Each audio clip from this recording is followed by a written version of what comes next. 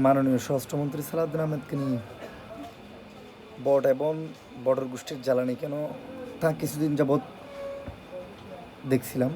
তাদের মূল কারণ সালাউদ্দিন আহমেদ যে কথাগুলো বলে তার ফাল্টা উত্তর তারা দিতে জানে না।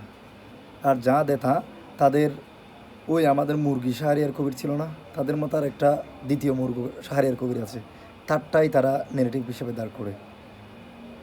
সালাউদ্দিন আহমেদকে নিয়ে তারা যত নোংরা ভাষা এখন থেকে ইউজ করবে, আমরা তার ফাল্টা কথা বলবো। কার কী হবে, কার কী যে আসবে যাবে ওটা নিয়ে কিছু না।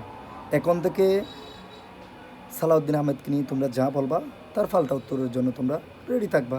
আর তোমরা যত কমেন্টে গালাগালি করো না কেন, তা তোমাদের ইসলামিক দলের পরিচয়টা তা ওখান থেকে বেশি ওঠে। যত খুশি করে যাও, যত খুশি করো। আর তোমাদের ওই নীলক্ষেতের বিপি যে ভাইয়া ভাইয়া বলছিল, ভাই আসসালামু আলাইকুম, ভাই আসসালামু আলাইকুম গুপ, তো ওই রকম যারা আছো তারা এসেও কমেন্টে যখন একটা আইডি 3 দিন 4 দিন দেখা যায়, তারপরে যখন মনে হয় পেমেন্ট পেতে একটু দেরি হয়, তারপর আইডিগুলো আর দেখা যায় না, বট আইডিগুলো। আল্লাহ আল্লাহ আল্লাহ তোমাদের হেদায়েত দান করো।